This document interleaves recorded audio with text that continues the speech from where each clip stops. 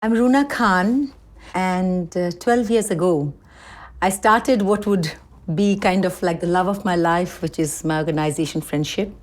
And this was in Bangladesh. I'm today 55 years old. And I think besides my family, my husband, my children, my parents, this has been the focus of my life for the last 12 years. When you are in a life in which you are living in a bubble, and then suddenly the bubble breaks around you, and you see exposed around you this melee of 160 million people, and you see for the first time in your life, you not only see, but you start realizing for the first time in your life that these people have as much right to the country as you and I have. You know, people that I have met, the people that I see daily. You realize that they are going without meals, sometimes for days on end. You see the children are being brought up without having a hope for the future.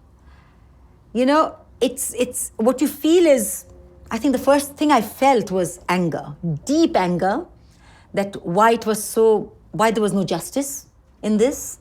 And that deep anger led me to feel that I have made a realization that I can do something. And because I can do something, it gave me a responsibility to do something. I was responsible for it. And I think it is out of that anger and realization that I created Friendship, my organization in Bangladesh.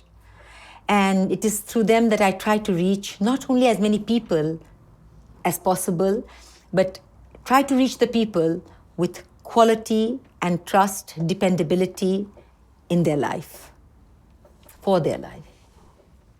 You are as rich as you can do without, you know.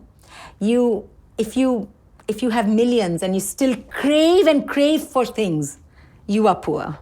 You have some and you're happy. You're satisfied. You're content. You're rich.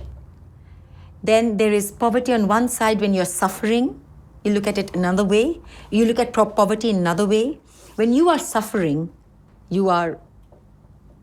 and you cannot ease that suffering, and there's possibility of easing that suffering, you are poor. On the other side, when you are hopeless, you do not have hope for tomorrow. That is poverty. It's not always food in your stomach. It's not always that you don't have enough. It's not always material things. It is your inner cravings or your inner needs which create the poverty. I want to see a world where there is no questions of a woman's right. The question doesn't exist. Men have their right, women have their right.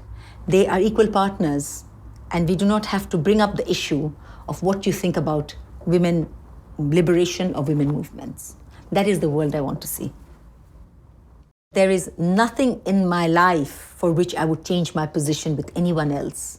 You know, okay, it was a choice that I did not choose to make money. It was a choice that I chose to work in a way which involved 24 hours of work sometimes. It was a choice. But this choice, that every day of my work, when you attribute it and you see what it brings to people, there is no going back. There is no way I would change my life with anyone in this world. Because every time I see a child, you know, who gets hope in his life, every time I see a child who was blind and who can see, a child or a woman, you know, who was suffering, ostracized by society, and half an hour of our intervention for an operation of fistula can bring back her whole life to her. You tell me, when you are in a position to create things like this and do things like this, how can you change those moments for anything else in your life? Nothing. So I am so deeply grateful that I am able to do something like this. And I got the opportunity to, and I got the opportunity to do something like this. My message for the leaders of the world today would be to deal with life, humanity, empathetically. If you need to send out people to war, think of how you would be feeling if you were sending out your own children to war. If you were going to stop healthcare systems, think of what would happen if your own child was needing that healthcare and was not getting access to it or to education. Love them and think empathetically.